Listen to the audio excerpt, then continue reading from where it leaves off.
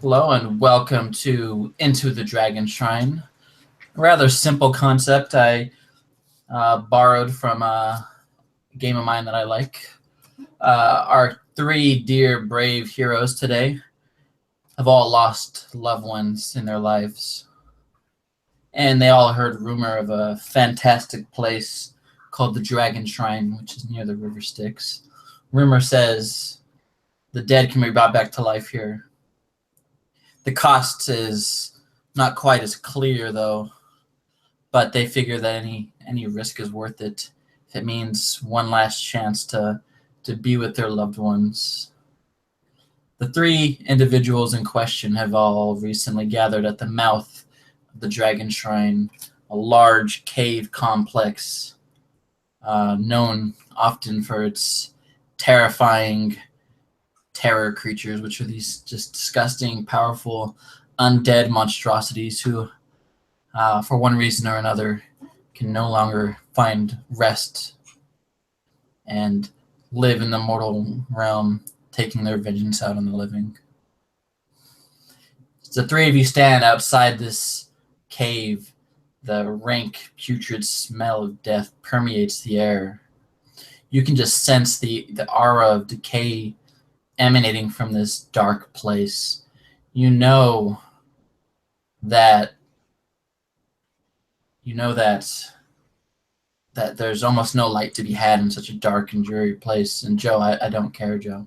It's a one shot. Okay.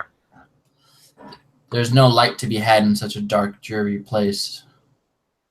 But you know that deep within this cave complex is the fountain of life, an artifact capable of bringing the dead back to life. And as the three of you stand at the mouth of this cave, you can almost see the steps before you heading deep down into the darkness below. You see bones riddling the walls and the floor ahead of you. What do you do? And before you dive in there, let's do some very brief character introductions, a bit about who you are and who would you risk your life for so fiercely. First up, we'll have Clay. You can go first. All right. My character's name is Alexander Markov. He is a mystic. And he's he's thin, not very well built.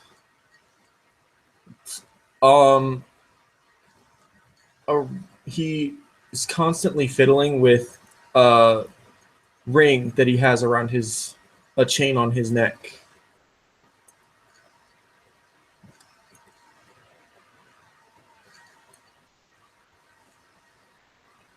And he's risking pretty much everything for not only the man who saved his life, but this man is also his lover.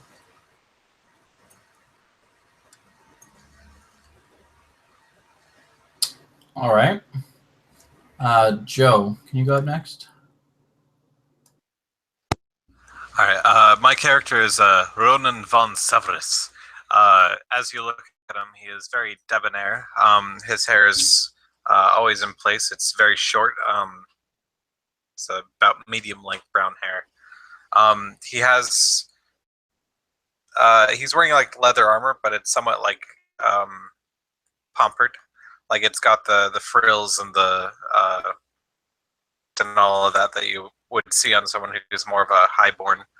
He's here to try and resurrect his old flame, Rosebeth.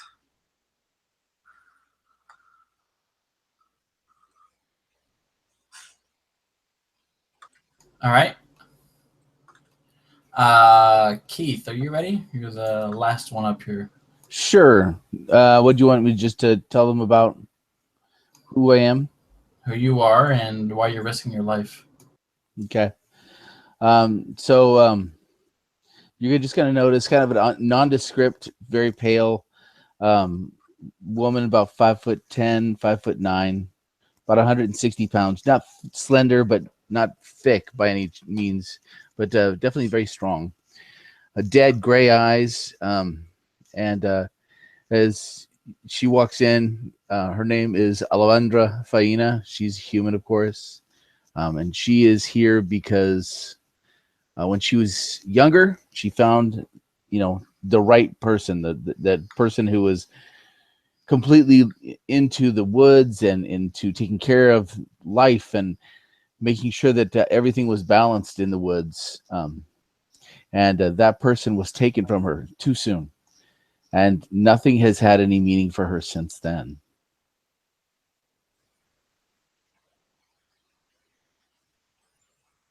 All right. The three of you all kind of have your reasons for being here. You see the ominous location ahead of you, this almost like bone-ridden cave. How do you guys want to approach entering and dealing with this cave? Are you ready for some adventure, friends? Sure.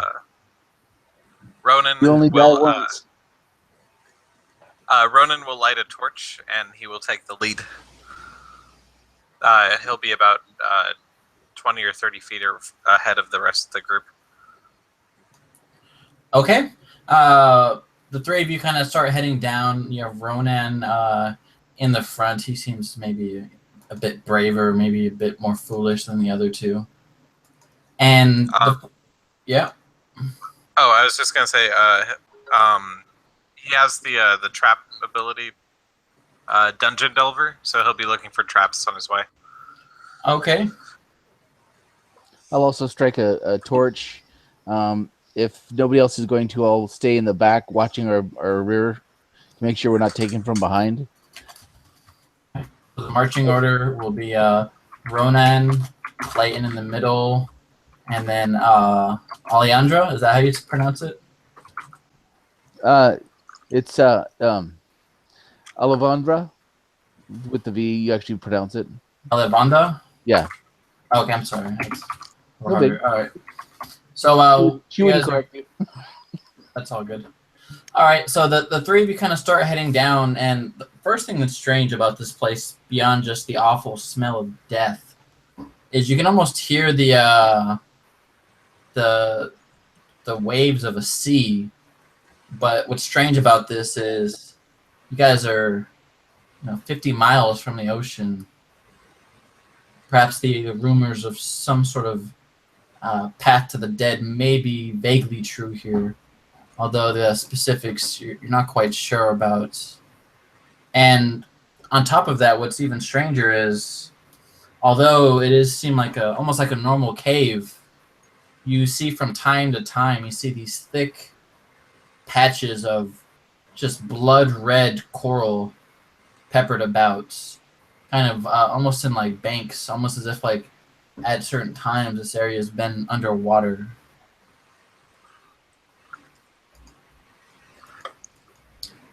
Anything catching you guys' eyes as you start to head in deeper? Does it smell like it's been underwater? Does it have any sort of a... Yeah, it kind of smells like a little bit like the salty air of the ocean, but it's not quite as strong of a smell, just because of the death that kind of permeates the area. Could I get a closer look at the coral? Yeah, you want to do like investigation, perception? Yeah. Which one do you want? Whichever works for you. Perception, I guess. So that's a 14. When I see him starting, can I aid him? I mean,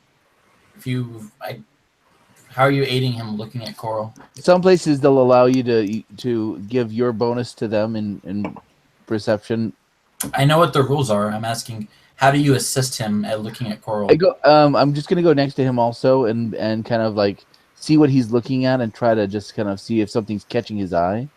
And then when I'm looking at the coral, see if it's alive, maybe. See if it's been wet recently enough that it's alive, or if it's been dry so long that it's all dead, kind of thing. I'll let you. Well, he could like point out things, like like he'd be Yeah. like, "Oh, hey," and then All bring right, it to my all right. attention. All right, roll with advantage then. Oh, vintage. All right. Better. All right, so then my total is now 19. All right, with the assistance of your companion, you do see that this coral is alive, at least in the sense that that it reacts at least vaguely to the outside world. You don't get the sense that it's dead, in that like kind of like the bleached coral reefs where they've ceased existing altogether. You could tell that this coral is definitely not like thriving. It's not like a booming, bustling type of deal. But you would definitely feel like there's enough coral here that you could maybe use it for cover if you're brave enough to risk getting shredded into pieces by it. But beyond that, uh, you're not entirely sure. All right. After getting a closer look, I'm just going to continue on then. All right. Are we walking through like a cave, or is this like made of stone, or? It is like a stone cave. The ground is not like the hardest of stone. You could tell like at certain points there's been levels of mud on the floor from moving waters that have either receded or grown over time. But as the three of you are kind of continuing, you can almost hear the sound of something moving underneath you. You're not quite sure what it is though. It sounds like the rattling of something, almost like you can hear faint groaning and moaning around you, but you can't quite see what it is. Be careful, friends. I don't think that we're alone here.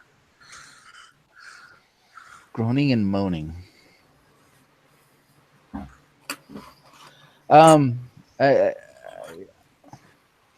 I would like to go ahead and use this chance to turn into a direwolf. Okay. Describe what's going on. When did you do that? Okay, so we're walking along. We start hearing stuff, and it's bothering me that I can't smell anything because I'm still a human.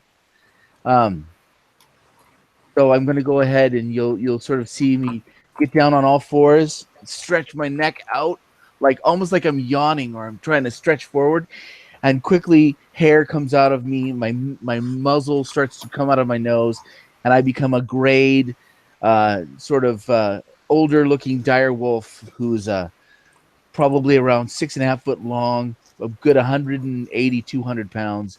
A big, strong-looking wolf now is there, and he starts to sniff at the air, and he starts to really try to see what he can hear as well with his hearing and smell. All right. Clayton, are you there, man? I haven't heard you say anything yet. Yeah, I'm here. What are you doing as you hear this going on?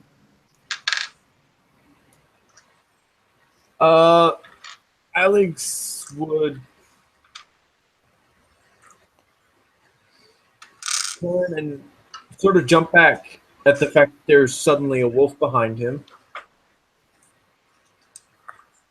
He quickly put two and two together that this is my companion. I guess this is one of his skills, and pick up his the torch that he probably dropped while he was transforming. True. And just keep walking. Yeah, and as you kind of see this torch thud on the ground, you see its light flickering almost for just the briefest of moments. You see the ground around you kind of ripple, almost like little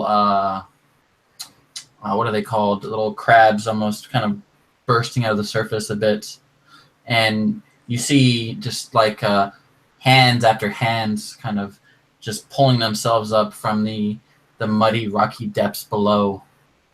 You see what look like empty eyes staring at you. And what's even more terrifying about this is there's just so many of them. You could literally just turn to your left, turn to your right, and you just see decaying corpses at every angle. Their empty faces looking in your direction. You can hear them almost muttering under their breath. You're not quite sure what they're saying, but you sense that they wish for you to join them, perhaps for all eternity. And with that, you see this almost ring of undead kind of slowly descend upon the three of you. What do you guys do? Are they just popping up around us, like only in our vicinity, or is it like the entire span of the hallway? Yeah.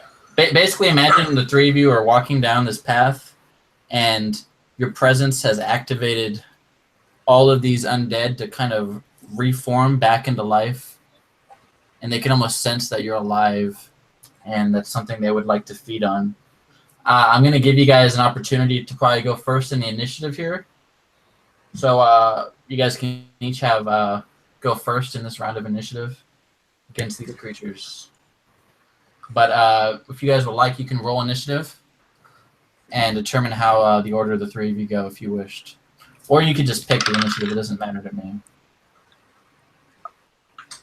I rolled a natural 20, so I wasted that roll. I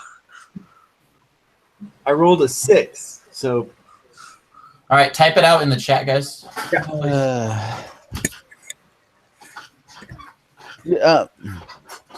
Yeah, that sucks. I rolled a 3, so I've got a 6 too. All right, we'll type that out. All right, first up is Joe. So I'm going to toss one of my holy waters straight on the ground beneath me, and then I'm going to dash backwards about 60 feet. All right, well, I would say the distance from you in the front and your lady friend in the back is 30 feet. And I mean, you guys like, are fully away from- surrounded. You can move wherever you want, but what I'm saying is there's like, imagine like a 30-foot circle, just all undead around there. Everywhere in the middle you can go, but if you want to move past them, you're gonna have to do a roll or some kind to get past this ring of undead. Okay.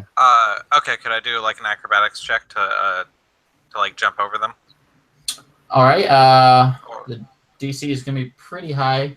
I'd say you need like a 16 to pull that off. How many undead are we talking about? Is this like am I looking at a horde, or is this like a?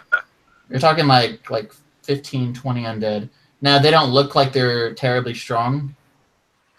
They look pretty wretched and weak, but you imagine. I mean. Oh, I thought they were like popping up from the ground, like right underneath us. So I was gonna They're all around you guys. They've surrounded Oh. you, but it's a bunch of very weak-looking undead. Yeah. Just imagine, like, you guys are level 5, right? Yeah. This is like a bunch of zombies kind of swarming you. Like, you feel like you could probably beat them, but there are a lot of them. Being very rude to me. Gotcha. And can you guys mute your mics if you're not talking, please? Keith, I think. Yeah. There's someone arguing on the phone. I don't know who that is. Yeah. Okay. In that case, sorry, I had a different mental image in my head. In that case, I am going to try carving a path ahead of me. I'm going to jump forward, attack one of them, and then basically just retreat back to the middle. All right, so just do your rolls and describe the attack action. I'm not super familiar with all your guys' characters. All right.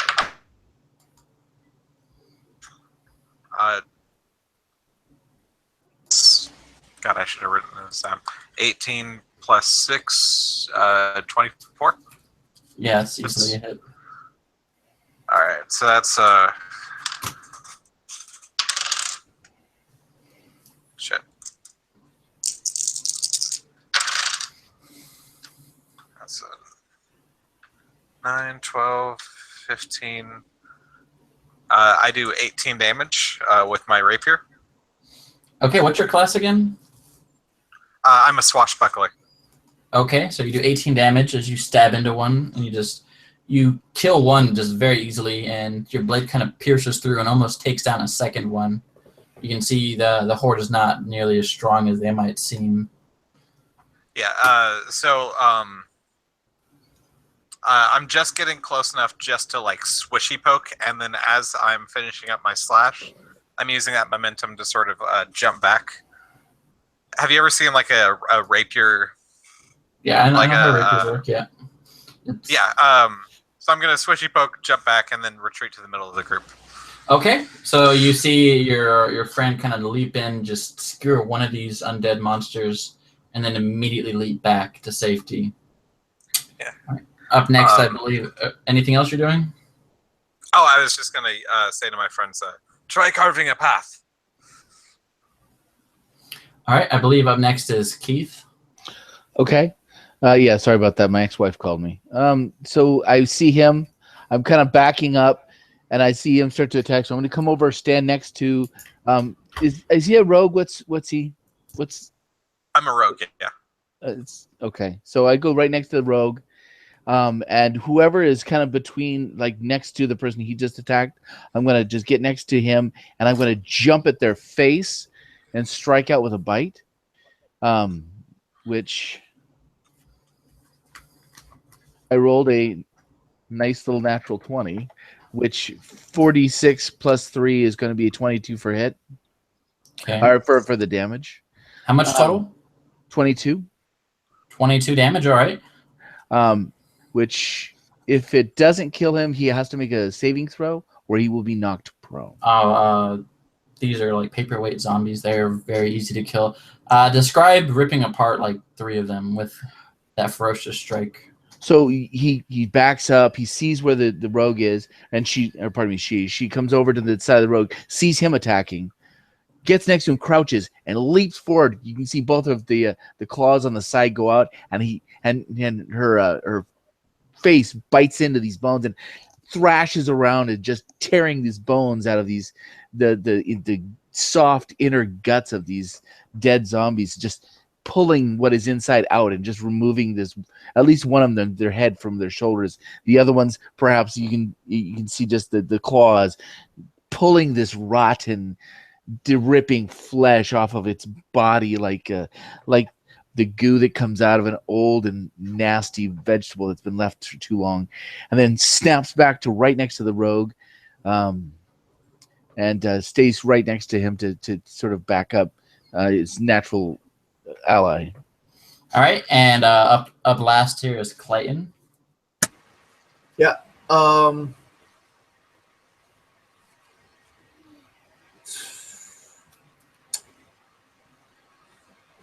How many are sort of in the front of the group now at this point?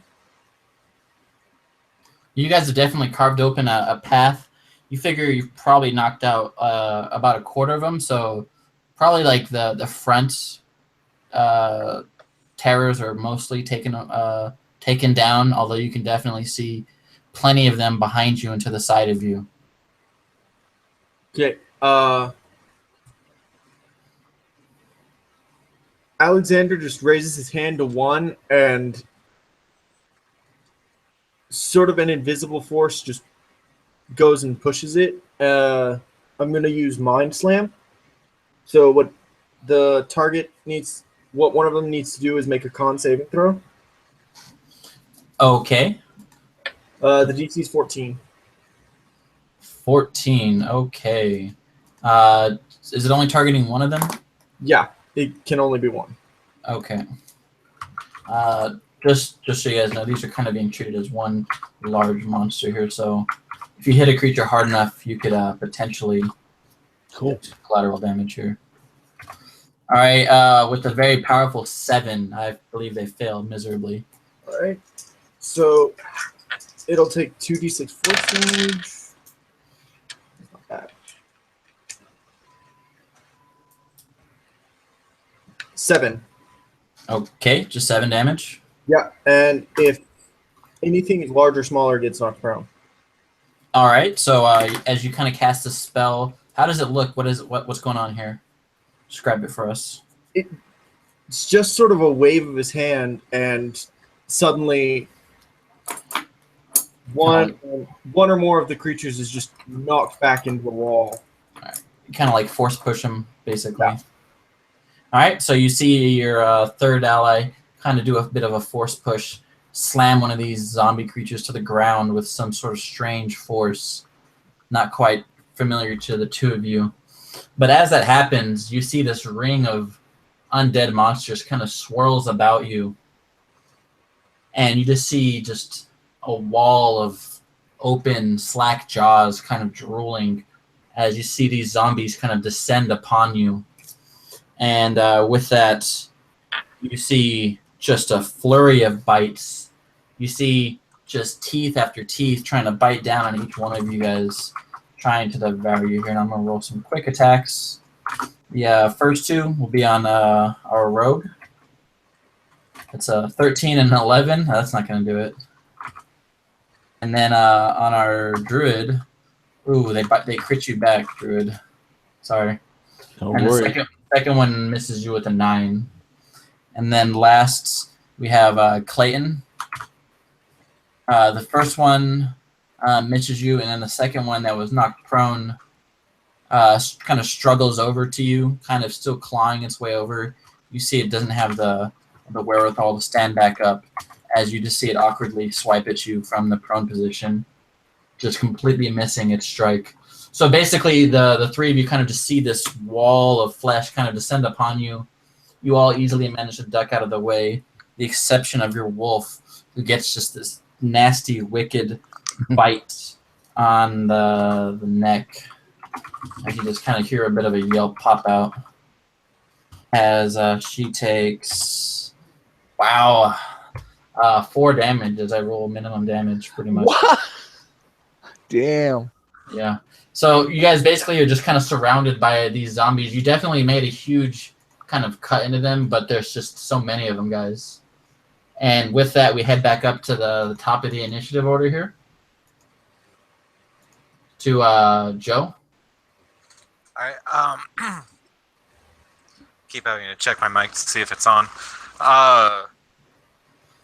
So, like, the wall has descended upon us. We can't move, right? You'd have to do some sort of kind of check if you wanted to break out of it at this point. They're literally just all upon you. You're just kind of in like a whirlwind of just flailing undead arms and teeth. I would like to toss an alchemist fire on them. Okay. God, shitty roll. That's 15. That definitely will still hit him. All right, and then I think it's a D6 plus 1 to everything next to it. So that's 5 plus 1 to everything next to it.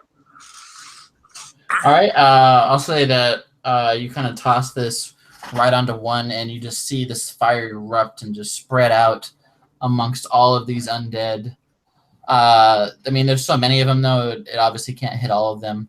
But you definitely just kind of start a bit of a blaze on these creatures. As you can see, their rotted corpses kind of begin to burst into flames. Would that be... could I use that opportunity to disengage and run past them? Like, while they're distracted and on fire? I suppose you could use that as a distraction to try to. I mean, I'll be willing to roll a check or something if you want me to.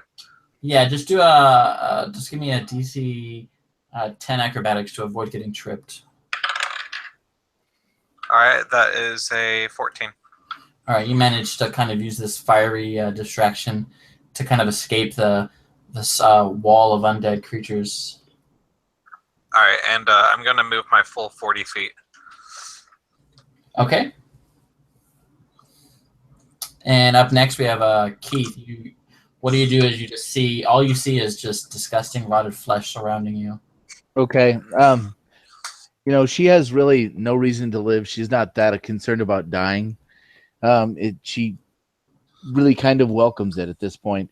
But so she's not going to run. She stays next to whoever is staying inside. She has advantage since she has a friend within 5 feet. She rolls twice, a 10 and a 15. So the second one with my bonus is a 20 to hit, but that's not a nat 20. So you'll Okay. see her she gets nervous. She sees him leave. She'll watch him. And then she just steels herself up, shies away from wherever he threw the fire, because even though I'm a human, there's that wolf part of me that wouldn't attack fire.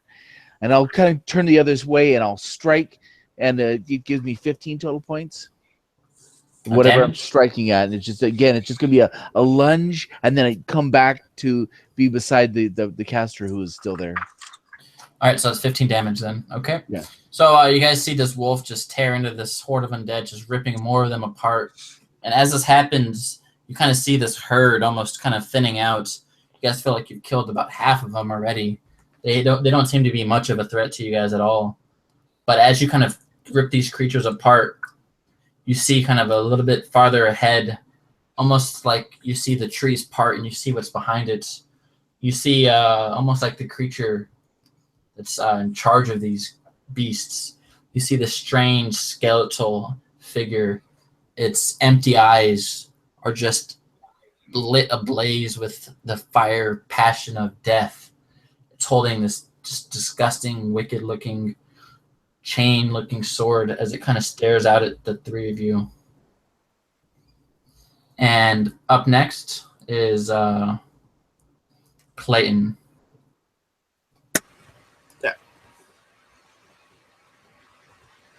Is there still a hole that our rogue went through? The rogue, no. The rogue used a distraction with the fire to just kind of jump through just that one quick second. You might be able to force your way through with like an athletics check. Although, I mean, it's kind of a risk, I suppose. You guys have definitely made a big dent into these creatures, though. They're pretty badly injured. Okay.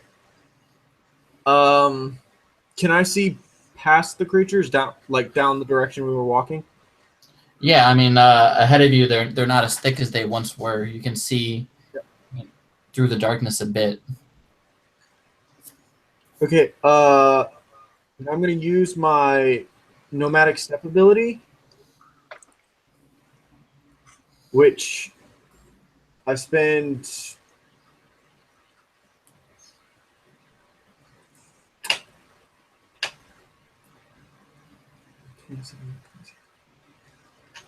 I spend 3 psi points, and then I get to teleport 20 feet per psi point. Okay. My speed is reduced to 0 for the end of the turn, till the end. Okay. So I essentially teleport to as close to our rogue that I can. Yeah. Okay, Sorry. for sure. You teleport out. Yep. Anything else you're doing? I'm going to use my bonus action to manifest my soul knife. Okay. That's it. All right. You guys kind of all either escape or fight to the death, I suppose. You just see this gigantic swarm of zombies just kind of surrounding this wolf who you guys have left to the wolves, strangely enough. And you just kind of hear groans and just loud moaning as these creatures try to rip your friend apart, trying to eat this this horribly armed wolf who's perhaps not prepared for the swarm of teeth. What's your armor class as a wolf? Is it 12 or 11? 14, I think. 14? It's 14. It's a dire wolf, yeah. 14. The wolf has some pretty thick hide. All right, so you just kind of see this swarm of zombies kind of just surround this wolf, starting to chew into her flesh. As she takes 8 damage, you just can hear yelps and whines as these zombies kind of tear into her. And as this is going on, this skeletal creature that was kind of sitting outside the circle kind of eyes its way over to the 2 others who decided to flee. and you see this skeleton almost kind of smile nefariously, and you just immediately see it charge over to the rogue and the. Is it a mystic? Yeah. All right. You see this skeleton run over to the mystic and the rogue, the strange whip-looking blade in hand, as you see it reel back with this weapon, and you see it lash out at both of you, one strike on each of you, as it tries to stop you from fleeing from his herd. Plus. All right. On our rogue, it's a very powerful 12. Your armor class is higher than 12, right? Yeah. And on the monk or on the mystic, you see an even weaker looking attack, almost like it's tripping over its own whip weapon creature deal, as this creature just looks absolutely befuddled by whatever reason it can't hit you. And up next is our rogue. You just see this weird skeleton creature charge you as these zombies are trying to get at you. What do you do? Me? Yeah. The rogue? The rogue? Alright, I'm going to casually say to my mystic friend, be sure to help the wolf. I've got the skeleton. And I am going to and run past him and get into like a sort of duelist pose. Kind of in one movement. As I assume a 22 hits. Oh, it definitely does. This creature is pretty tough looking. It has this big, heavy shield blocking its body, but 20s, anything that high is easily able to get past its defenses. So that is 18 damage. Yeah, describe hurting it, but definitely not killing it in any way. Oh no, I'm going to duck underneath his shield and strike forward with the rapier, and then sort of twist out with the rapier as I never. My eyes don't leave his body, but I'm retreating kind of behind him, and I'm about 20 feet behind him, looking straight at said skeleton. All right, the skeleton kind of is looking at you, trying to almost hit you with the shield, but you're just so fast. You manage to strike it, and then before it can see what's going on, you're already behind it. The skeleton almost looking confused from the melee. And I'm going to finish that off with a bow, and once again assume the position. Okay. Up next is our druid, also known as our dog food. What's going on here? So she's been injured, but she's not bloodied even yet. She's still from 37. She's down to 19, so she's almost to half health. She feels like she's trapped, but I'm going to try one more attack, which this time as we attack, if she can take him down, she's going to jump through the hole left behind. So trying to get back to my dice roller. Reset. I don't get advantage this time. Oh, and I totally fail. When I try to jump, my legs go out of underneath me. And does a 9 hit? A 9 does hit. These are zombies. Oh, snap. Okay. All right. So I flail out and still manage to hit to do 9 points of damage. All right, you take down another set of these zombies, and you can tell you guys have cleared out over half of them by now. So I just follow through. Right as I rip them apart, I keep running through to the full 50 feet of movement I can do to get sort of closer to my pack mates. All right, I'm going to say as you kill one and you run through, one of them is going to try to claw at you. Not the whole group, but just enough to try to get at you. One of them kind of catches you on the way out. Mm-hmm.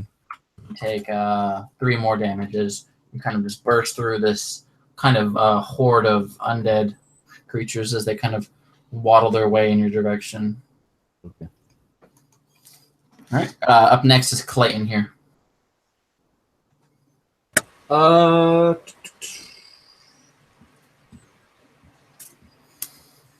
Let's be simple and just mind slam the horde again. All right, go for it. One of them needs to make a Constitution saving throw. All right. He's 14. Yeah, another 5 as they botch. They can't roll. I can't roll above a 5 apparently today on most stuff. They take 6 damage, and again, if they're large or smaller, they're not prone. All right, you just see this one other zombie just kind of get grabbed by its leg and just slammed onto the ground by some unseen force as you kind of hear its leg kind of snap in half. It lets out this moan, but you can tell it's definitely able to still alive, if only because they're so just tattered and undead. And with that, you see this undead horde kind of start to make its way over to the 3 of you. The wolf managed to kind of get your positions here. I think all 3 of you are actually back together now, right? Yeah. The 2 are back together. I'm on the other side of the skeleton, about 20 feet away. Okay, so you see this horde of zombies kind of groan and kind of rustle out at your other 2 companions. They're definitely have been thinned out, but you can see there's still a lot of zombies left. I figure 1 or 2 more good strikes would finish off the rest of these. And on the wolf here, have another crit and a miss on the wolf. And our mystic, though, is the other one, right? Yep. And a 9 misses the mystic, but I'm guessing a 19 will hit you, right? Oh, Yes, it does. All right. So you see these zombies kind of crawling their way back over. And the one on the wolf, I don't know, it must have a taste for your blood. As you just see it bite into the back of this wolf's leg and just tear a chunk of flesh out for 9 damage. As you just hear this wolf let out this pained cry as your mystic friend takes 5 more damage from another bite on the shoulder. And then in front of you, you see this skeleton creature.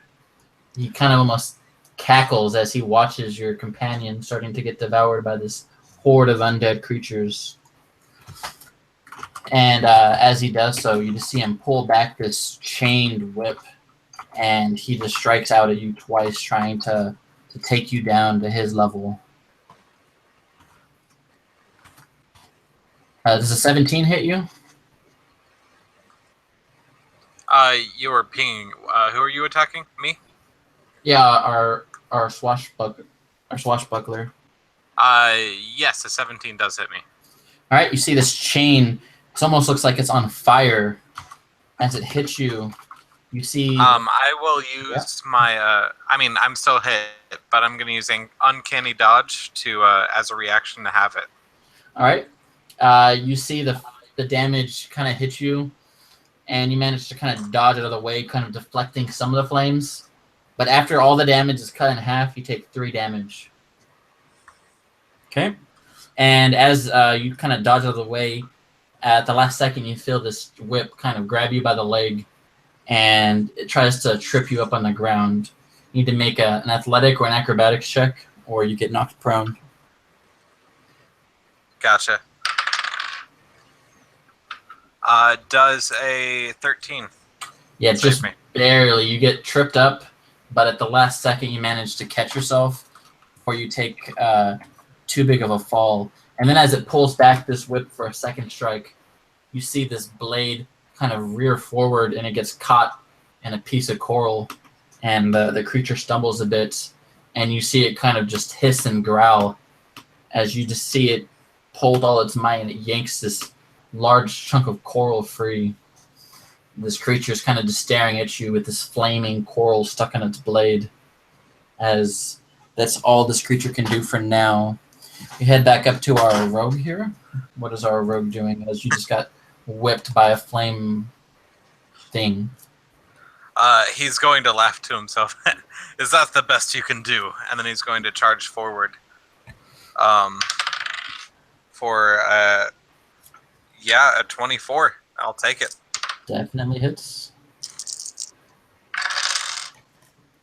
5, 7, 9 damage.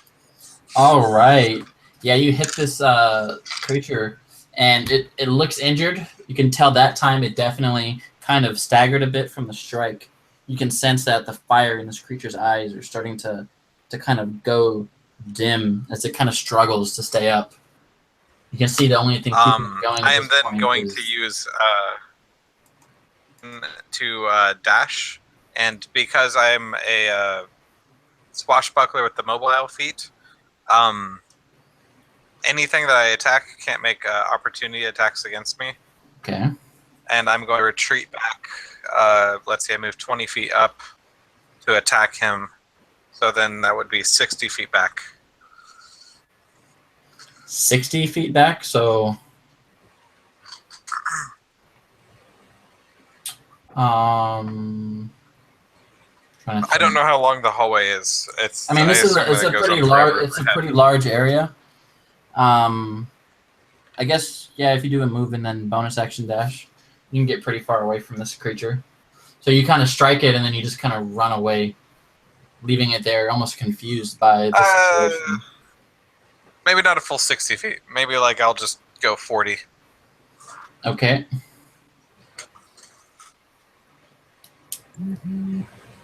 And with that, we head back up to the next person here, Alavandra. You see these zombies are starting to thin out, but there's still a few on you. Okay. So the one who just bit me, I think I would turn around and strike at him as quickly as I can. Right. And is the Yeah, you do have an ally next to you. Yes. okay? So then I get to attack with the advantage. So the best of the two was a 15. So I strike with 20, 2d6, so 11 points of damage. And then Yeah. I will retreat back next to my ally, trying to stay close to him. All right. For sure, you definitely kind of rip into another zombie. They seem to be just almost all gone at this point. You see just like 2 or 3 of them left. And just kind of shake my head, confused. just all pissed off, just shaking my head, just trying to tear him to pieces. Almost like a shark does, you know? Yeah, Bite for into sure. it. "Argh!" And up next we have is Clayton. You see just a few of these creatures left. You see your rogue friend kind of ducking away from this skeleton with a strange flaming blade. What do you do? How far away from me is the skeleton?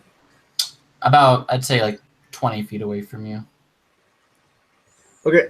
I'm gonna spend 2 side points for Nomadic Gate for a different ability for Nomadic Step for the ability there and back again. So Okay. using my bonus action, I teleport 20 feet Cool. and then teleport back. Okay. Are you attacking during this, or what are you doing? I'm teleporting there, attacking, and then at the end of my turn, I teleport back to where I was. Okay. Just as long as that space is the space I teleported from isn't occupied or is not on another plane of existence. Okay. Go for it. So, And is this just a physical attack on it? this would be with my soul knife. All right, go for it. So, oh, that's a 19. Yeah, you see this skeleton kind of lift up his shield to block the attack, but your soul knife kind of cuts through the edge of the shield and makes purchase on him.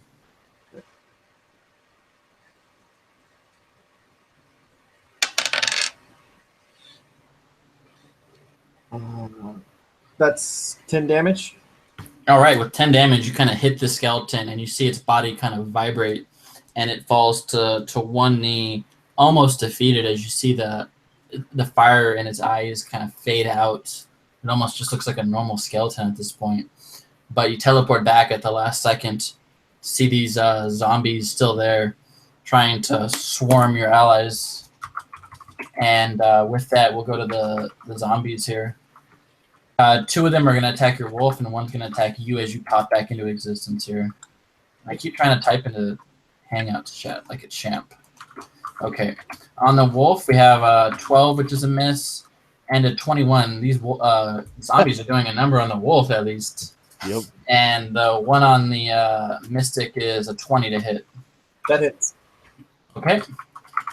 And the wolf, I'm not looking too good, right? Nope.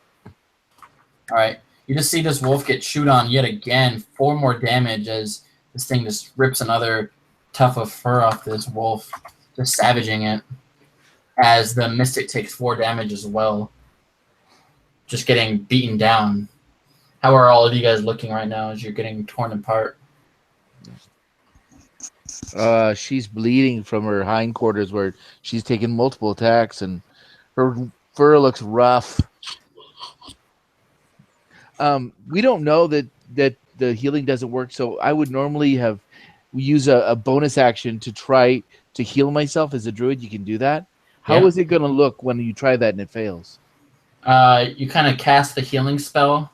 Yeah. But as the light of healing kind of bursts up into your hand, you can almost see like this dark energy kind of burst out of the ground and just swallow and suck it up into the ground. And you'll see like little flowers kind of appear in the ground and then just immediately decay away. Cool. You're still a wolf, though. You can't cast a spell as a wolf, or do you have that ability? You have that ability after you get to level, I don't remember what it is, but as a Circle of Moon, you can cast a bonus action using a spell slot to heal only. Oh, I see what you mean. You're not casting a heal. You're using You're changing your spells into heal. He's using a spell slot to I know what that is. himself. In my brain, I thought he was doing healing word, which like you can't do that as a wolf. No. But yeah, so you try to heal yourself, and Right. all you do is you feel this energy kind of leave you. Right. And even though you're pretty badly injured, and you've been this injured before, it just feels so much worse. Like you can almost see this black energy in the ground just trying to pull you down below as your form weakens. It's like an oil spill or something. That it's just the darkness below us moving and liquid. You see these black, like, smoky tendrils trying to grab at you. And you know you still have a lot of life left in you because you're a druid. But even then, like, the spirits think that you're on the verge of death here. And with that, you see this skeleton. He sees the rogue kind of jump away. And the skeleton kind of sees this as his chance as he runs forward and tries to catch the Mystic off guard. You see him lift up this chain, and he tries to just wrap up this strange magic use. He doesn't know what the Mystic is, but he still tries to wrap this blade around you, and that's 20 to hit. Jeez. That hits. Yeah, for sure. So you see this chain of fire wrap around your leg. You see it just burn. Your skin starts to just tingle and boil as you take 9 more damage. And I'm guessing you're not feeling too good right now. I don't know what your life status is. I mean, I'm doing okay. It's not great, but I'm okay. Okay. And make me a acrobatics or athletics check.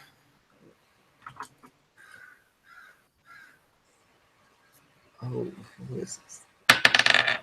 Oh, well, that's just brilliant. Okay. A 10.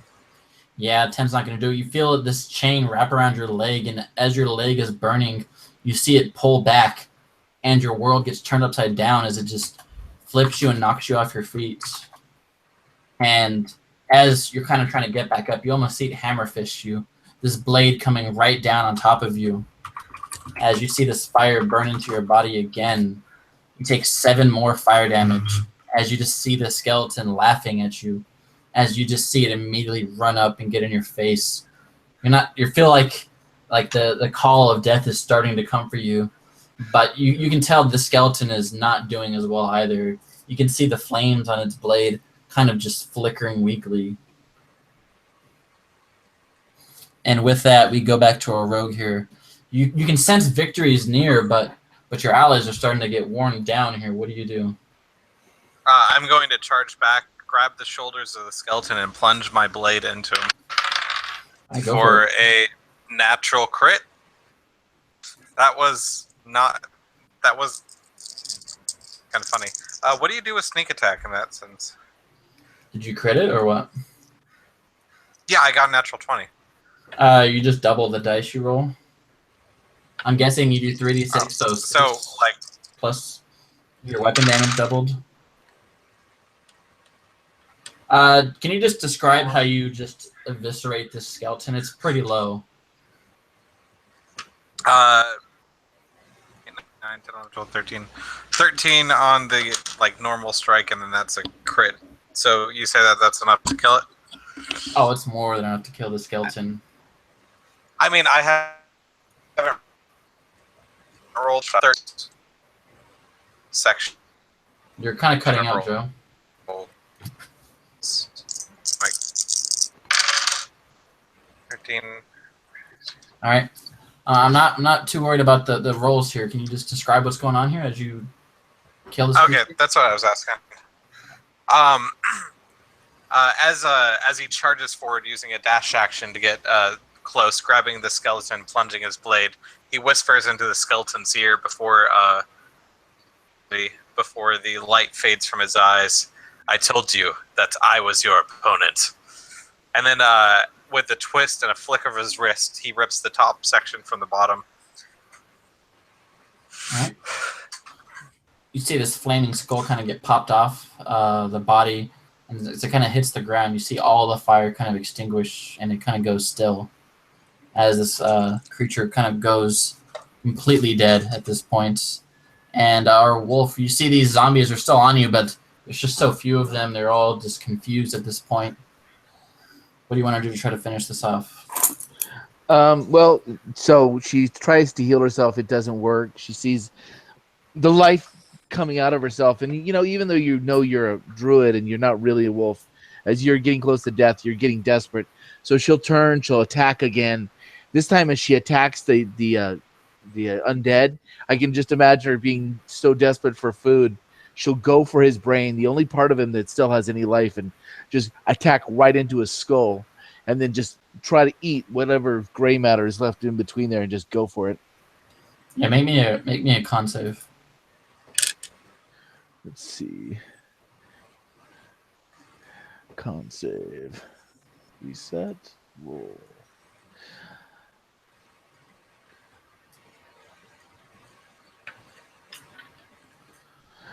$10 plus 3, 13. Yeah, with a 13, you just immediately just vomit it up. You can kind of just tell, just as a wolf, even though you're a druid, you spend enough time in animal form to know that these creatures, whatever they once were, they've been dead and decaying for what seems like years. You're not even sure how they have a physical form at all at this point. But you just immediately, almost reactively, just vomit it all back up on the ground as you just take out another one of these zombies. And at this point, there's just about one zombie left staring down Clayton as it gets ready to try to finish him off. But Clayton, what are you going to try to do to finish this last zombie off? How close is it? It's like 5 feet away from you. Yeah, I'll just slash it with my soul knife. All right, go for it.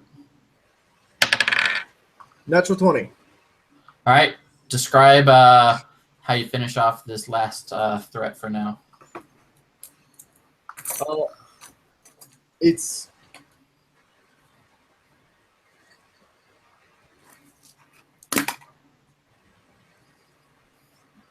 You there, man? You're not hearing anything from really you. quick, just quick flick of the wrist, and its head just falls to the ground. No flash, no bang, just You see the head kind of fall on the ground, and his arms kind of instinctively look for it. And before it can find it, you just see its body kind of collapse in a heap, unable to continue. And as these creatures kind of lie dead on the ground, rotting, you can almost see like their essence kind of getting sucked back up into the ground. You can see these black tendrils sucking it back down below. And for just the briefest moments, you have a reprieve from the stench of death, and the smell of salt in the air kind of thickens. And again, you can hear the sounds of crashing waves just a bit farther down this tunnel.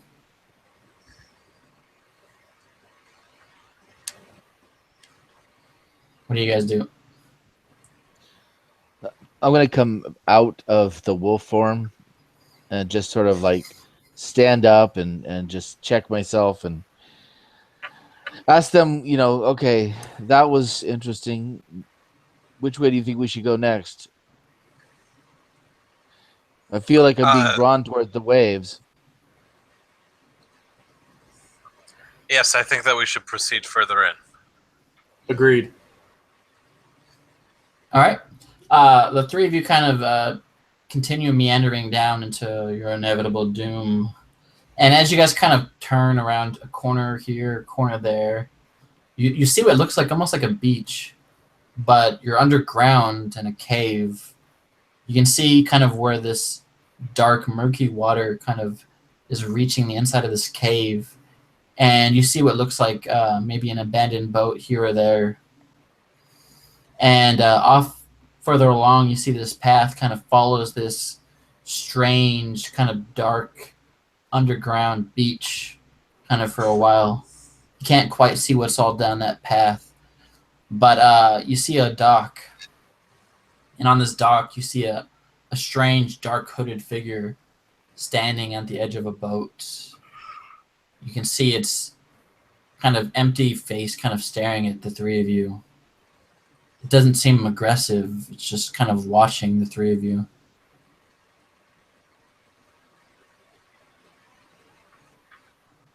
Can we sense whether it's natural? Whether what kind of check are you trying to talk?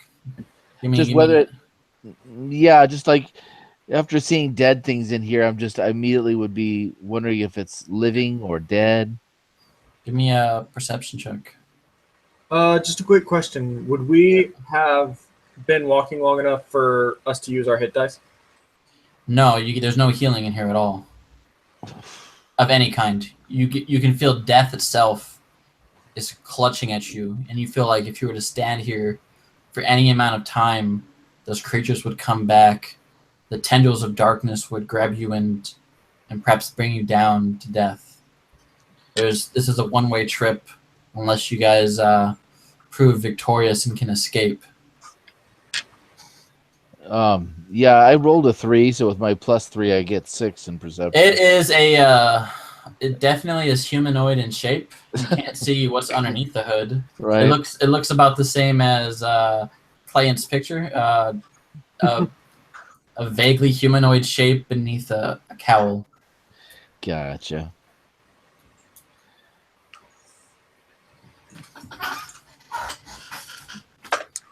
I'm going to.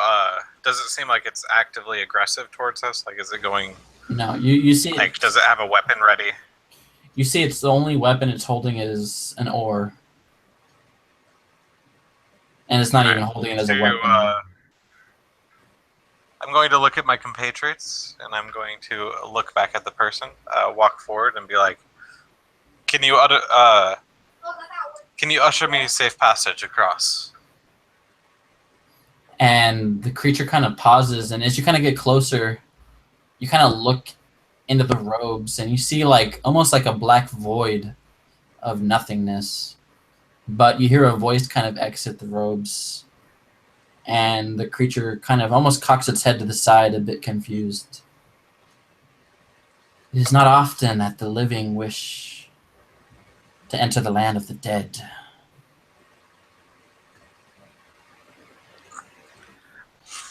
There's more of Only for by me going there to than the- there is here.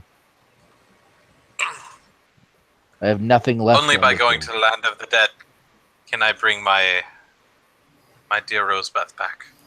And this creature, if it had a face, you would almost see a smile.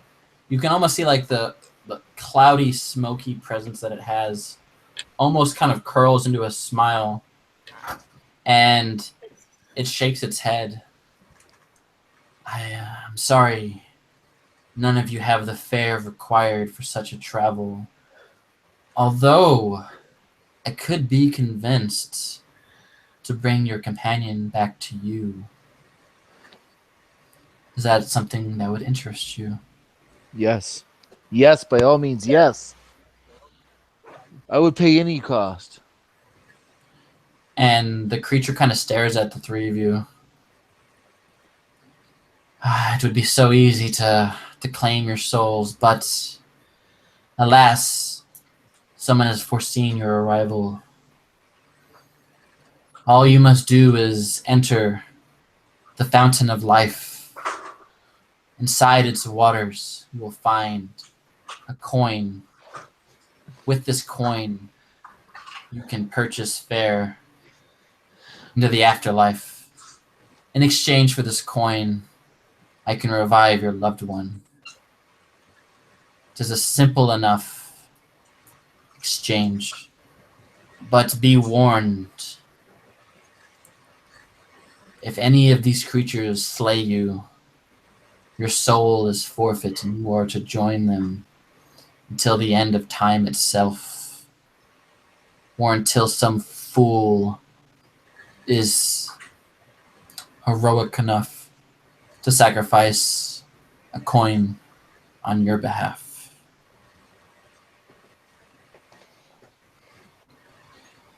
Well, nothing's ever as simple as it sounds, but do we see this fountain anywhere around here? He kind of knows you're going to ask. This is the question all the adventurers ask. He shakes his head. No, all you must do is go to the end of this beach, and there will be a tunnel heading deep down into the depths itself. Down there, you will find the fountain of life. But I fear that it is not as simple as collecting a coin. Rumor speaks of a powerful creature that guards its depths. If you are to defeat it, though, I'm sure you can claim the prize the three of you desire so dearly. Let's go. So we slay this creature of yours. If It's not my creature. You'll bring our loved. We slay this creature, grab a coin, and you can bring our loved ones back, correct? Yes. This coin is payment for the act of service. You see, when a creature perishes, its body, its spirit travels here, and they pay a small token of their life essence to be transported to the afterlife. All creatures contain this spirit within them. But when you die here, that is taken away and used by others. You are stuck here as undead creatures. But in the fountain of life, there is always extra coin for those brave enough to risk their lives. Think of it like attracting flies with honey. Surely you understand. if we succeed, can we leave without being attacked? I do not control these undead creatures, but I imagine the fiercest creature you'll find is down below. If you defeat it, anything that gets in your way would be trivial in comparison.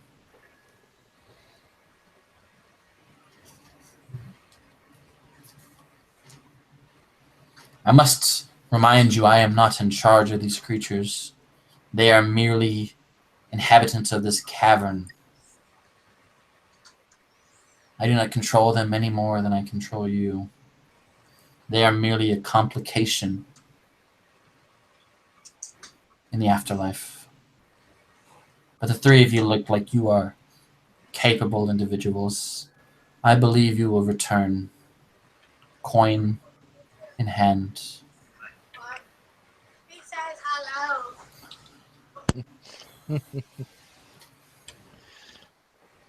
All right. Well, I didn't come down here to associate with you two party animals, but let's go to this fountain. Let's get this done. Agreed. Time is money. Agreed. All right. The three of you kind of continue on into this cave, and again, you kind of can tell just by the looks of the water. Every once in a while, you'll take a peek into this salty water, and you'll see fish in there from time to time, but these fish aren't your normal fish. You see what looks like skeletons of fishes, and you could tell that there's nothing good to be had traveling in these dark waters. Clearly, if you were to perhaps fall into the waters, you might have an issue there. But seeing as you have no intention falling in the water, that shouldn't be a big deal. Unless you guys try to MacGyver some crazy stuff, but I don't think that's going to happen here. Yeah, that could have turned into an octopus and swim in it, I don't think. Yeah. Maybe an undead octopus if you could manage that. But you guys kind of continue on, and you see this cave kind of turn, and you see something strange about this. Although this cave kind of goes deeper in here, you can sense there's no blood red coral here. In fact, you can almost see the green speckles of life here. You see vegetation kind of growing, and the mustiness kind of drains down to almost a tolerable level. You can still feel the decay of death around you, but it seems almost bearable at this point. Almost bearable. I cast a heal. What's it called? I took one heal. Healing word. Yeah, healing word on our mystic. All right, you try to heal him, and you can almost feel the energy activate and heal him, but still just the grip is just a little bit too strong here. You can almost sense that the fountain of life down below is kind of like a beacon of light in this darkness. And you imagine if you can get to the fountain, then you might be able to heal. But outside of its immediate area, there's no healing to be had. Okay.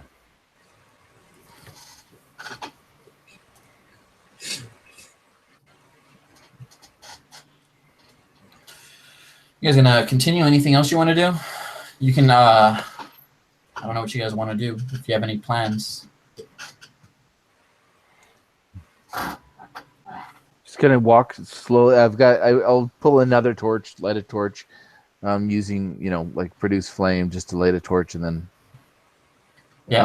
just be walking carefully, keep my eyes on my feet, which way I step. All right. As you kind of continue, you hear a different sound, different from the skeletons before.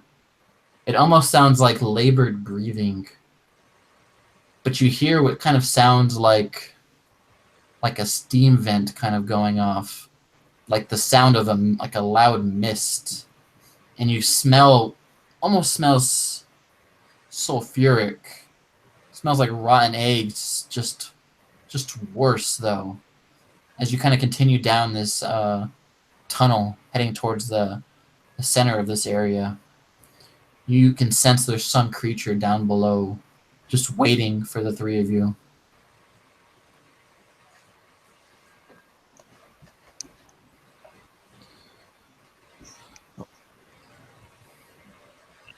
Ow.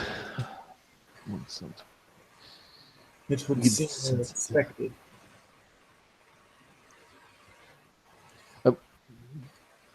I'll be right back. 1 sec. I gotta pee.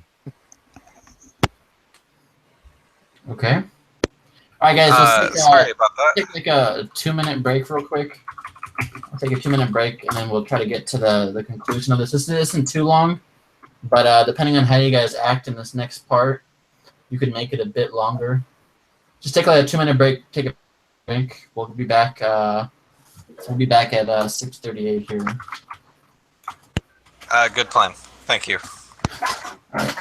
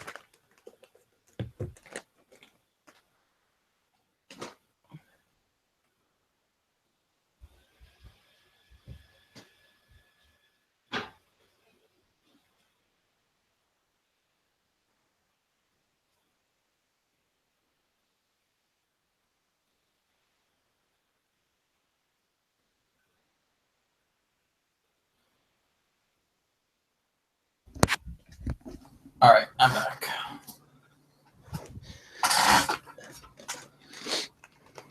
Okay. All right. How you doing, Keith? Hey, back. Sorry. I'm back. All right, just waiting on Joe. Are you back, Joe? No, not back. Yeah. Okay. So the three of you are heading down this tunnel. You can smell the stink of just horrible decay. It's not the same as these zombies, though, that you had fought earlier. How do you guys want to approach this? You know something awful is waiting down there for you. I'm going to be checking for traps, looking for anything that's out of place. All right. You Also, look be down. ahead of the group by about 20 feet. Yeah, you kind of curl your way down the path. You don't see any traps. This isn't a trap type of place. But you kind of feel the reverberations of wind kind of blowing your way. I'm not quite sure what that is, but then you kind of look and you see a large creature ahead of you, kind of half decayed. Its flesh kind of greening and peeling from its body. If you want to give me a knowledge check of some kind, maybe you can identify what this creature is. Arcana or religion? Either one will work. Okay, so that is a 15 plus my intelligence, which is a 0, so that is a 15. Yeah, you look and you see some sort of strange... It looks like a dragon, but it's dead, obviously. But it's somehow still alive. Beyond that, though, you've only heard rumors of creatures like this before. You don't know exactly the extent of its abilities.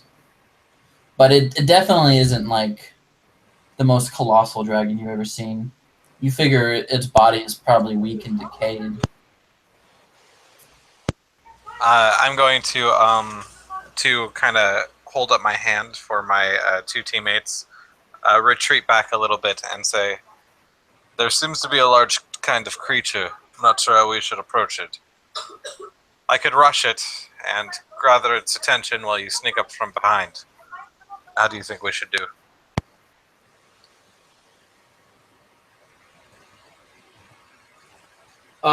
Can I see the creature from where we are now? From where you are right now, no. But if you were to kind of scoot up ahead a bit, you maybe kind of turn around one of these corners, you could probably get about 30 feet away.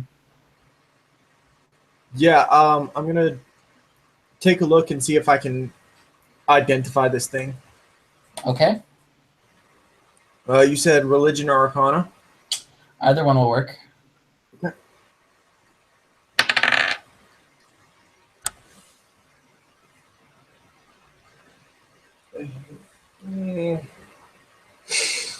Sometimes I don't know why I bother. It's a 4 on the dice.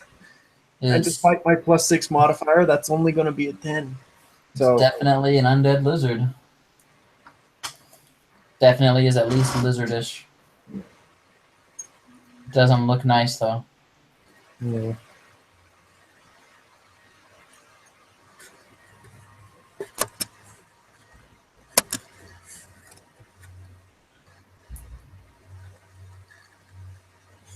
So what's our plan of attack here?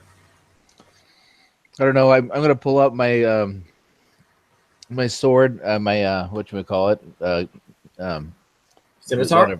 It's scimitar, and put my buckler up a little bit on my shoulders. And I'm said, well, you know, when there's a trap, the only thing you can do is set off the trap. We got to get past him to get to the fountain. I don't suppose there's any other way through here, guys. All right, let me draw his attention then. I'm going to go to the corner, kind of see if it notices me. If he to charge forward, attack this creature as I'm running around it.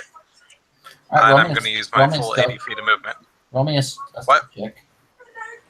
Stealth check. Oh, I'm only stealthing to the corner, but if you want that, it's 9,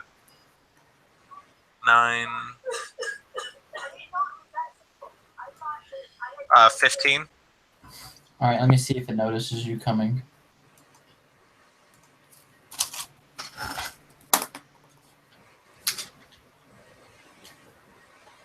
Is it a 15? Yeah, 15. Yeah, as you kind of turn around the corner, you kind of pull your blades out as you get ready to stab at the creature. And it doesn't even sniff the air. For some reason unknown to you, it can detect your presence. And it immediately turns and opens its mouth and tries to bite out at you. And with that, we're going to roll initiative, guys.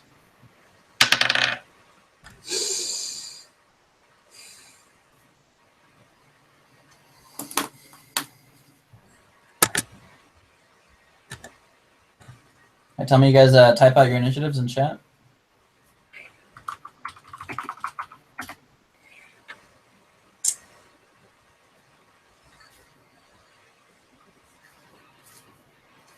Okay, let me see what we got here. All right, Joe, 24 is definitely going to go first. So what do you do? Are you going to just continue what you were going to do? Yeah, I'm gonna continue what I'm gonna do. I'm gonna rush forward with my full 80 feet of movement. Okay.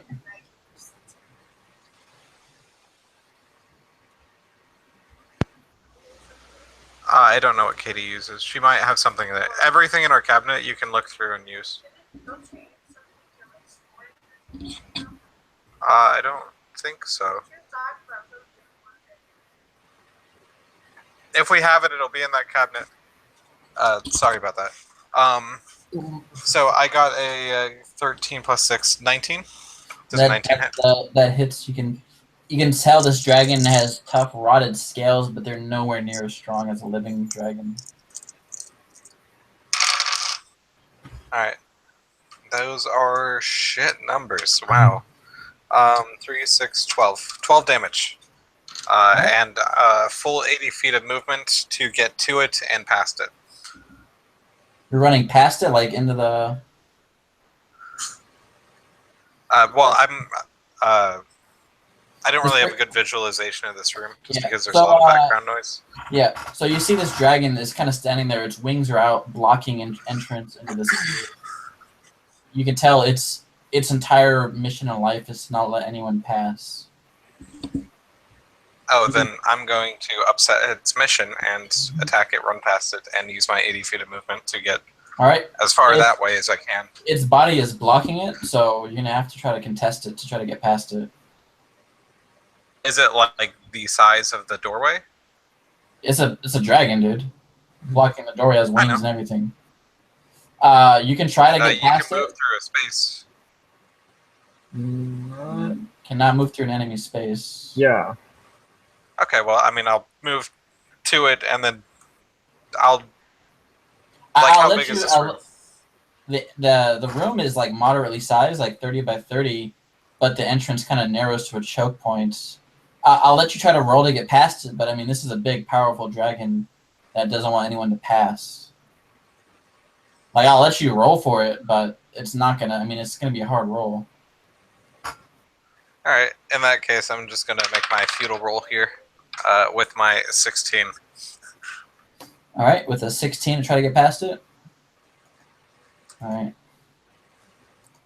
Yeah, 16 acrobatics to try and get past it. Okay. Yeah, with 21, as you try to jump through one of the holes in its tattered wings, it just flaps the wings, and it just kind of shoots you back. The air force of the wings just kind of pushing you all the way back against the wall a bit. Doesn't do any damage to you, but you make no progress. But it does not get me back. Yeah. Yeah. Alright, well, that's my turn. I run up, attack it, and then I'm just kind of right in front of it. Okay. The dragon will just immediately charge. You just see it run at you full speed as it tries to immediately kind of claw at you with one of its sharp hands.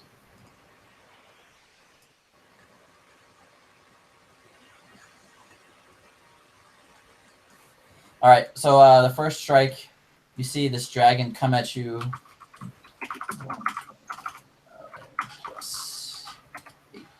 Oh shit, that's a critical hit.